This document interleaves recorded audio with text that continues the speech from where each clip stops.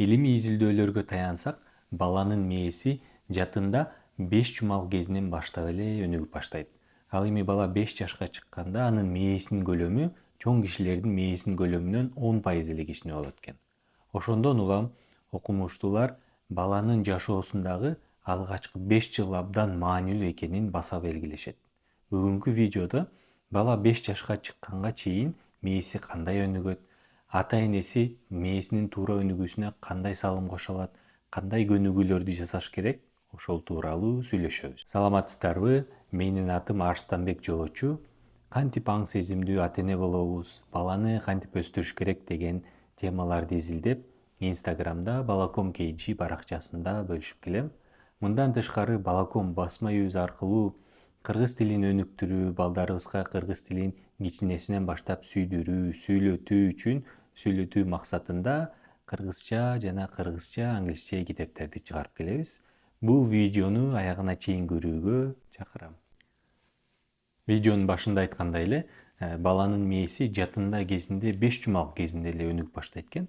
Анан мээнин ошол жерде мээнин клеткалары пайда болуп, анан мээнин клеткаларынын арасында өз ара нейро байланыштар курулуп, бири-бири менен байланыштарды куруп, кадимкидей күн санап өсө баштайт экен. Анан адам баласы көзгө көрүнбөгөн нерсени көп маани бербегендиктен мээбиздин да бир орган экенин, ага туура тамактануу, анын үчүн көнүгүүлөрдү жасоо, аны азыктандыруу керек экенин көп деле маани бербей келебиз. Анан өзгөчө балдардын өнүгүүсүндө алардын мээсинин өнүгүүсү, туура өнүгүүсү абдан маанилүү экенин ата-энелер үчүн баса белгилеп кетүү керек.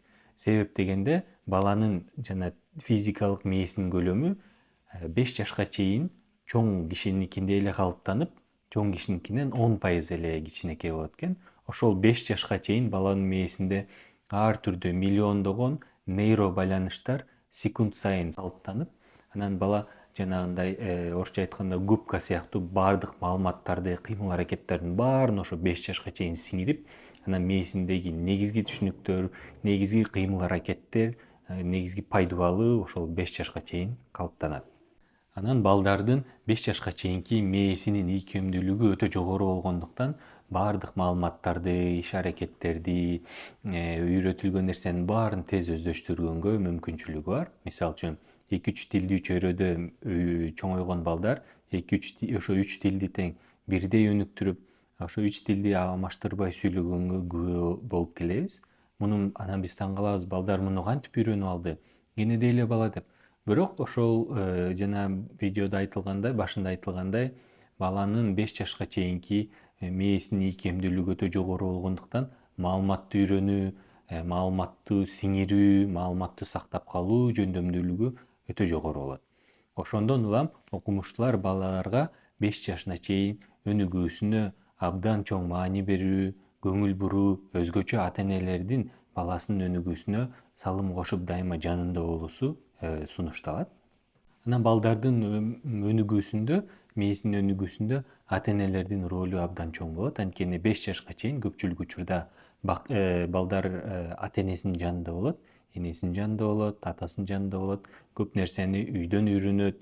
Көпчүлүк балдар бакчага барышы мүмкүн, бирок эң негизги жанагындай сүйлөшүү, эне тилин үйрөнүү, адамдар менен мамиле куруу, айлана чөйрөдөгү нерселердин аттарын, алардын колдонулган эмне үчүн колдонулат себептерин баарын ошо үйдөн алгачкы үйрөнүүчү жай үй болгондуктан ата-энелердин жана үй бүлө мүчөлөрүнүн ролу абдан чоң болот баланын мээсинин өнүгүүсүндө. Мээнин өнүгүүсү өтө комплекстүү процесс болгондуктан анын ар тараптуу өнүктүрүү керек.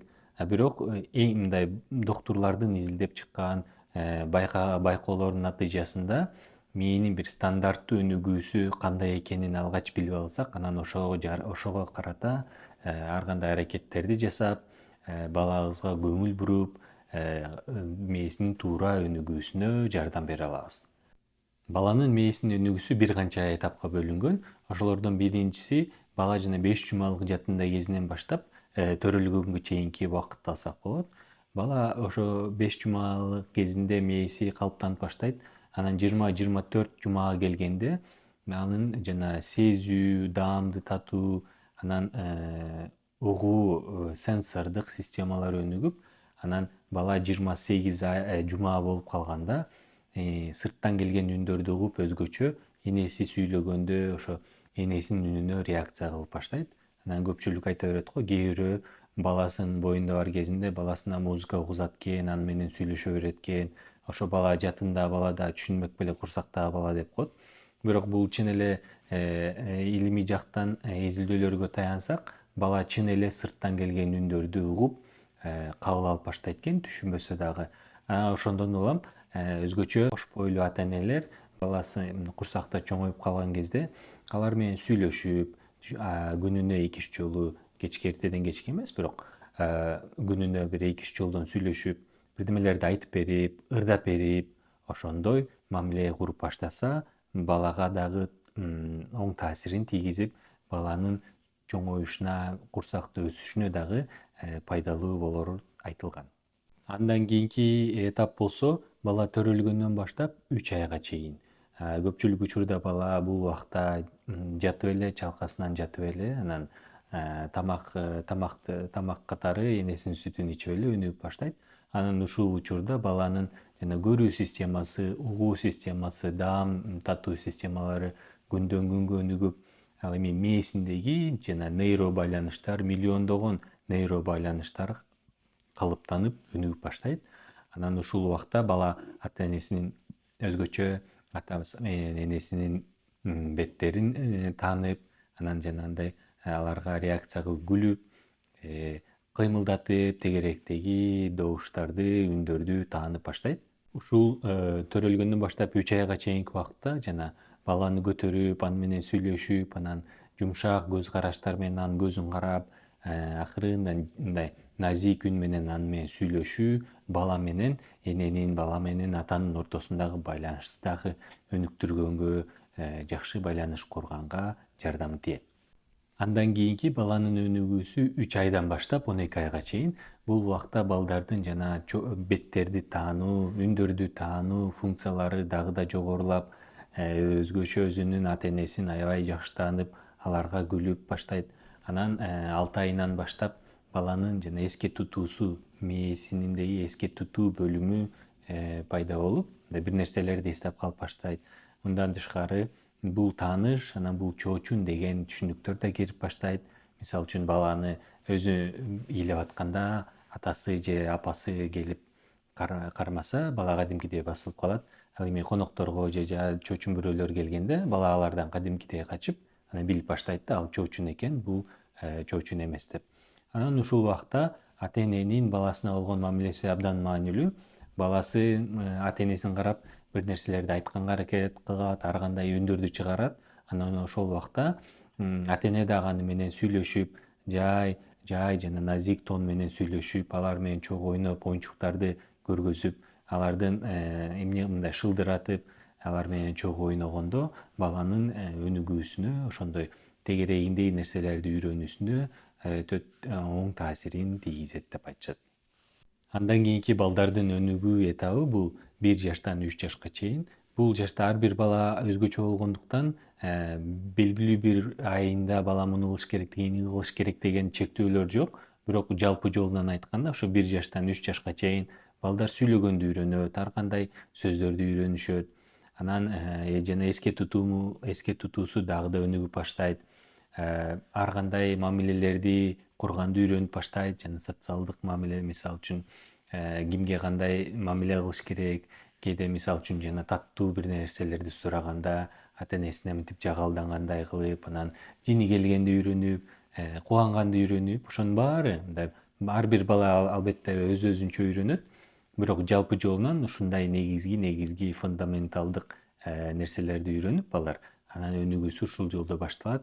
Анан деген ар кандай оюндарды ойногонду, мисалы үчүн жана күкөк ойун ойногонду, китептерди караганды, оюнчуктардын мисалы бул оюнчук мындай кылып ойнош керек деген нерселерди акырынан түшүнүп, анан көбүрөөк ата энеси менен жанындагы кишилер менен, жакындар менен диалог курганды үйрөнүп баштайт. Балдардын андан кийинки өнүгүү этабы бул 3 жаштан 5 жашка чейинки убактысы. Бул убакта балдардын мээси аябай жакшы өнүгүп, ата энеси менен сүйлөшкөндү же үйүндө жакындары менен сүйлөмдөрдү түзүп сүйлөшүп жаңы бир нерселерди үйрөнүүсү тездеп баштайт. Биринчи кезекте логикалык ойлонуусу дагы өнүгүп баштайт. Мисалы, бул нерсени кылсам бул нерсе болот. Себеп натыйжа деген түшүнүктү үйрөнөт. Ошондо көпчүлүк учурда ушул жашта балдар жанагындай мен ыйласам, дүкөнгө барып ыйласам, мага таттуу алып беришет. Же мен мындай кылып койсом, ата энем мага муну кылат деген түшүнүктөр ошол убакта калыптангандыктан анан жана балдардын логикасы аябай өнүгүп баштайт. Ошол эле учурда мамиле куруу жөндөмдөрү да өнүгүп баштайт. Мисалы үчүн балдар жана ата энеси бир жерин ооруп атат, ох деп койсо, бала келип анын ал жерин өөп айыгып калдыбы дейт. Анан өзүн бир жерин оорутуп алса, ата энесине келип бул жерим ооруп калды, өөп койчу айыгып калсын дейт. Анан чоң ата чоң энелери, тайта тайнелери менен дагы тегерегинде жаш балдар менен дагы өзүнүн оюнчугун берип, анын оюнчугун алганды үйрөнөт. Ушундай кадимкидей коомдогу керектүү жанагындай адамдар арасындагы байланыштардын негизги фундаменталдык негизги концепттерин үйрөнүп баштайт балдар. Андан тышкары ошол эле учурда жана физикалык жактан өнүгүп баштагандыктан, денеси да өнүгүп, анан колунун манжалары дагы өнүгүп, анан балдар калем кармаганды, сүрөт тартканды, кайчы кармап бир нерселерди кескенди дагы ошо 3 жаштан 5 жашка чейин ки этапта үйрөнгөнгө аракет кылышат. Анан ушул 3 жаштан 5 жашка чейинки убакытта балдардын денеси да өнүгүп, мээси да өнүгүп баштагандыктан мүмкүн болушунча жаңы нерселерди үйрөнүүсүнө, жаңы нерселерди көрүүсүнө жана тажрыйбаларды алуусуна ата энелердин жардам берүүсү абдан маанилүү. Ошо ата энелер менен балдардын ортосундагы мамиле абдан маанилүү. Себеп дегенде бул убакта бала баардык маалыматтарды кабыл алып, баардык нерселерди үйрөнүп, баардык нерселердин жаңы нерселердин пайдубалын тургузганга аракет кылып баштаган учуру болот. Анан ушул убакта эгер балдарга көңүл бурулбай калса, жакшы балдар менен иштебесе, анда балдардын жана негизги керектүү нерселери өнүгүүсү жайыраак болуп басаңдап, анан кийинки өнүгүүсүнө дагы балдардын өнүгүүсүнө таасирин тийгизет. Баланын өнүгүүсү, мээсинин жана дене физикалык жактан өнүгүүсү өтө комплекстүү нерсе болгондуктан, муну кылсаң балаң мындай болот, муну кылсаң балаң тигиндей болот деген белгилүү бир формула жок. Ошондуктан баланын ар тарабынан карап, ата эне баласын канчалык жакшы тааныса, канчалык көбүрөөк маалымат алса, баласынын өнүгүүсүнө дагы ошончолук көбүрөөк таасирин берип, жардамын тийгизип, анан баласынын мындай жакшы өнүгүүсүнө дагы салым кошот. Анан бүгүнкү видеонун негизги максаты ошо балдардын мээсинин туура өнүгүүсүнө ата энелер минимум кандай салым кошо алат, ошолорду талкуулоо болчу. Ошолордун биринчиси бул балдарга күндө китеп окуп берүү. Балаңыз төрөлгөндөн баштап эле китеп окуп берүү менен алектенсеңер болот. Себеп дегенде ар бир азыркы тапта ар бир балага, ар бир жаш курагына ылайыктуу ар түрдүү китептер бар. Балаңыз төрөлгөндөн баштап эле жанагындай алды ыйырлары болгон китептерди окуп берсеңиз болот.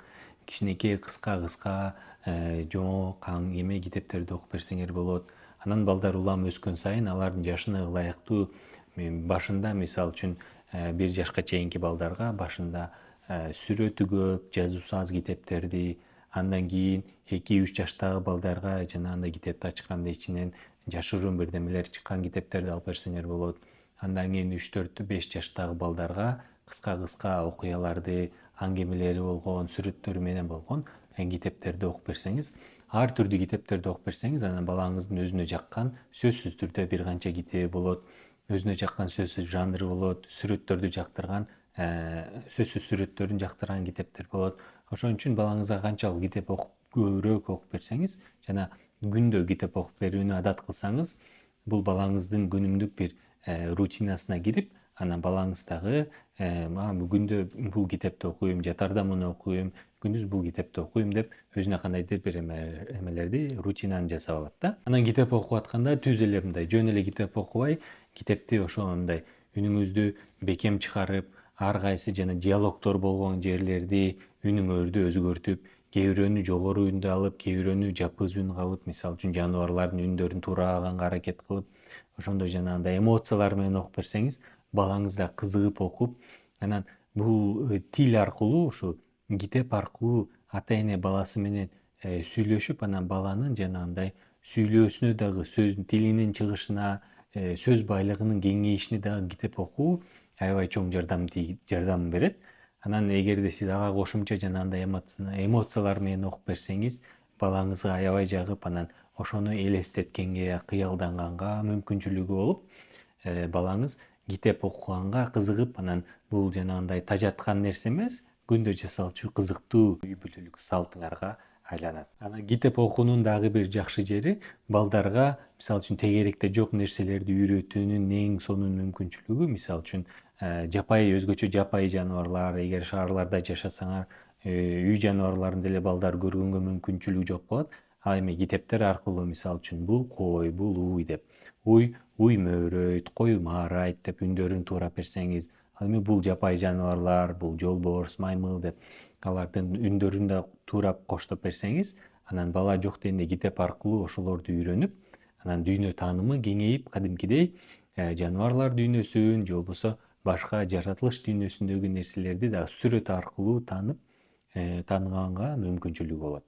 Биздин жана Балакон басма үйү аркылуу дагы китеп чыгарууубуздун негизги себеби Кыргызстанда ушундай китептердин, өзгөчө кыргызча китептердин 5 жашка чейинки балдарга ылайыктуу материалдардын жоктугу болгондуктан биз өзүбүздүн балабызга да таба албай анан китептерди чыгарып баштаганбыз. Мисалы үчүн биздин жакында чыккан мындай 10 китептен турган китеп жыйнагыбыз бар. Бул китептер ар түрдүү 10 теманы камтып, ичинде мисалы үчүн чөнтөк китепчелери болот.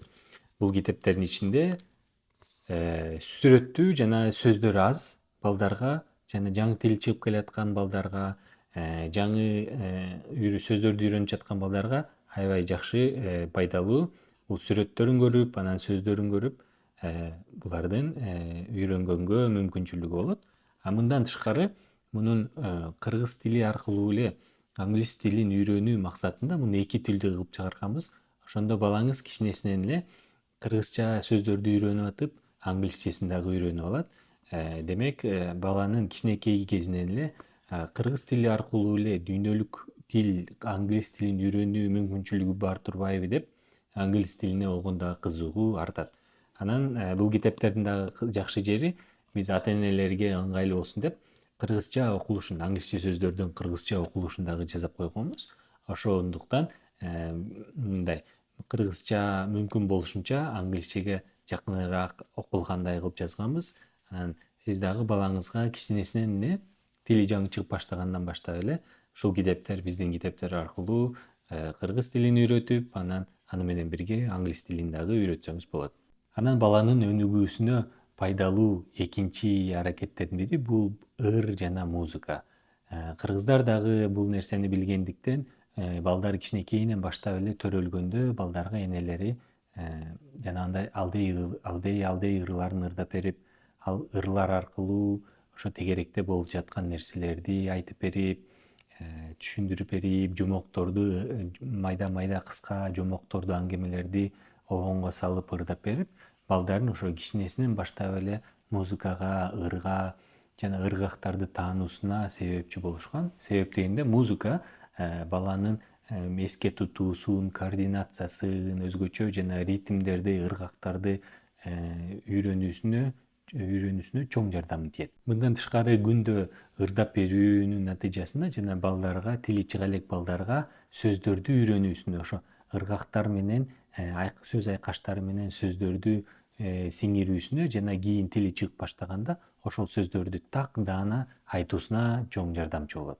Анан балаңыздын жашына жараша ар түрдүү ырларды ырдасаңыз болот. Мисалы үчүн жаңы төрөлгөн балаңызга алдей ырларын ырдап берсеңиз, анан жана жаңы жөргөлө басып баштаган балдарга денесинин, башын көргөзгөн атайын ырлар болот. Мына башың кайда, көзүң кайда деген ошол сымал ырларды күндө ырдап, муну менен бирге балага ыр менен өзүнүн дене мүчөлөрүн үйрөткөнгө, кыймылдаганга, оңго солго бас деген ырлар болот. Ошолорду ырдап берсеңиз, балаңыздын өнүгүүсүнө абдан чоң таасирин, абдан чоң пайдасы болот. Андан кийин баланын өнүгүүсүнө жардам берүүчү үчүнчү көнүгүүнүн бири бул ар кандай материалдар менен сенсордук оюндар деп коет. Топурак менен, кумдар менен, таштар менен балдарыңызды ойнотуу. Себеп дегенде бала 5 жашка чейин бүт ар тараптан өнүккөндүктөн ошо жана негизги сезимдерин даам татуу, көрүү, угуу, анан сезүү, кол менен сезүү сезимдерин баарын бирдей өнүктүрүү абдан маанилүү. Мисалы үчүн үйгө кумду алып келип кичинекей бир табакка кум салып, аны менен ойноп, жанагындай азыр жакшы пластилиндер бар, ошо пластилиндер менен ойноп, баштыктарга мисалы үчүн кээ бирөө күрүчтү баштыкка салып коюп, ошону карматып ойноп, анан көчөдөн майда таштарды терип келип, ошо таштар менен таштарды кармап ойноп, ал таштарды тебелетип, анан мисалы үчүн күн жылууда, жай мезгилинде сыртка көбүрөөк чыгып, балдарды жана жылаңайлак жүрүүсүнө сунушташат го. Ошонун негизги себеби дагы балдар дүйнөнү көзү менен, кулагы менен эмес, ошо сезүү, сенсордук жана сезимдер менен колдун териси аркылуу сезүү дагы абдан маанилүү. Баланын мээсинин өнүгүүсүнө жана денесинин өнүгүүсүнө абдан чоң таасири бар. Бул көнүгүүнүн эң жакшы жери муну тегерегиңиздеги ар бир нерсени алып эле балаңызга карматып, көргөзүп, анан мүмкүн болсо ар кандай жана эксперименттерди, жөнөкөй эксперименттерди жасап, балаңыздын көңүлүн ачып, жакшы убакыт өткөрсөңөр болот. Мисалы үчүн сууга атайын жана тамак ашты боёгон боёк алып келип, түссүз сууну кызылга, жашылга боёп, ошону ичип көрүп, же болбосо жанагындай үйдөгү болгон мисалы үчүн сиздин колдонгон ар кандай жарактарды, инструменттерди көргөзүп, карматып, муну менен муну жасайт, тигини менен тигин жасайт деп үйрөтсөңүз, балаңыз бир нерсе үйрөнүүгө аябай ачык болгондуктан ошонун баарын үйрөнүп кабыл алганга жөндөмдүү. Анан бизде өзгөчө жана кичинекей балдар жөргөлөп баштаганда, басып баштаганда тегеректеги буюмдарга тийгизбей, токтотуп аларга тыюу салуу аябай кээ бир үй бүлөлөрдө ошондой көрүнгөн. Ошентип балага тыюу салгандан көрө ошо бала менен чогуу барып жана тартмалардын ичин ачып, мунун ичинде кашыктар бар, мунун ичинде биз колдончу нерселер бар, мисалы үчүн учтуу бир нерселер болушу мүмкүн, ошолорду да көргөзүп, көзөмөл алдында балдарга ошолорду көргөзүп карматып коюу абдан пайдалуу болот. Ошондон бала алдын баарын тегерегиндеги нерселердин баарын үйрөнгөндөн кийин, бир аздан кийин ал тартманы ачпай калат. Анан балдардын өнүгүүсүнө жардам берүүчү 4-чү көнүгүү бул жанагындай ролго кирип ойноо жана аңгемелерди айтып берүү. Биринчи аңгемелерди айтып берүү бул балдарга китептен окуп берсеңиз болот, же болбосо өзүңүздүн оюңуздан чыгарып, тегеректе болуп жаткан окуяларды камтыган, балаңызга жаккан каармандарды пайда кылып күндө мисалы үчүн жатаарда бир аңгемени айтып берсеңиз болот, же болбосо балаңызга жаккан бир окуяны кайра окуп берип, анан окуяны окуп берип атканда суроолорду сурап, бул эмне үчүн мындай болду, азыр эмне болуп кетиши мүмкүн, азыр эмне болот деген интерактивдүү кылсаңыз дагы өзгөчө бир чоңураак балдарга мээсинин өнүгүүсүнө жана өзүнүн ойлонуусуна, ой жүгүртүүсүнө, логикалык ой жүгүртүүсүнө, өнүгүүсүнө чоң жардам болот. Ал эми ролго кирип ойноо азыркы көпчүлүк балдардын оюнчуктары бар, ошол оюнчуктарын тизип алып, ар бирөөнү ат берип, каарман жаратып, алардын үнү менен сүйлөгөнгө, ар түрдүү бир сценарий жазып алып, ошо менен ойногонго аракет кылсаңыз дагы, балаңыздын жанагындай кыялдануусуна, өзүнүн ичиндеги ойлорун айтканга, сезимдерин билдиргенге аябай сонун мүмкүнчүлүк болот. Андан тышкары, эгер мүмкүнчүлүгүңүз болсо, ар түрдүү жана каармандардын, буюмдардын, нерселердин, костюмдарын сатып келип, же болбосо үйдөгү колдо бар материалдар менен жасап, анан ошо костюмдар менен дагы ар кандай сценарийлерди ойногон өнүгүүсүнө чоң жардам тиет да. Анан жана окуялардын, китептен бир нерселерди окуп берүүнүн эң негизги максаты бул эне тилин өзгөчө кыргызча окуп берсеңиз, эне тилин өздөштүрүүсүнө, сөз байлыгын кеңейтүүсүнө абдан чоң пайдасы тиет. Анан балаңыздын жана сөз байлыгы көп болуп, өзүнүн оюн айтканга, жакшы сүйлөгөнгө, шаар сүйлөгөнгө аябай сонун мүмкүнчүлүк болот. Анан балаңыздын өнүгүүсүнө жардам берүүчү 5-көнүгүүнүн түрү бул бала менен сыртка чыгуу жана сырттагы айлана чөйрөнү изилдөө, ошолорду кармап, мындай эми тегеректеги нерселердин баарын кармап көрүү, отуруп көрүү, үстүнө чыгып көрүү, чуркап көрүү дегендей. Бул сыртка чыгууну балаңыз төрөлгөндөн баштап эле аба ырайы жакшы болсо аны жана бөбөк арабасына салып алып сыртка сүйрөсөңүз болот. Анан бир аз жөргөлөп баштагандан кийин, басып баштагандан кийин аны менен чогуу сыртка чыгып, жана сейил бактарды ойноп, тегеректе эмнелер бар, ошолорду көргөзүп, айтып берип, ошо жаратылышты айлана чөйрөнү таануусуна абдан чоң, аябай сонун мүмкүнчүлүк болот. Анан себеп дегенде бала үйдө эле отура бербей, сыртка чыгып да айлана чөйрөнү да тааныганы абдан маанилүү. Себеп дегенде сыртка чыгып, таза аба менен дем алып, тегеректе болуп жаткан, мисалы үчүн бул бак, бул унаа, бул үйлөр, бул имарат, бул эшик, бул темир, бул таш деген баарын сүрөттөн эле көрбөй, чыныгы жашоодо көрүп, кармап көрүп, айлана чөйрөнү тааныганына аябай чоң жардамы тиет. Анан бул балдар жана басып баштагандан кийин, сүйлөп баштагандан кийин өзгөчө 4-5 жаштагы балдар өтө активдүү болот, энергиясы көп болот. Анан алар менен сыртка чыгып убакыт өткөрүү эң сонун иш.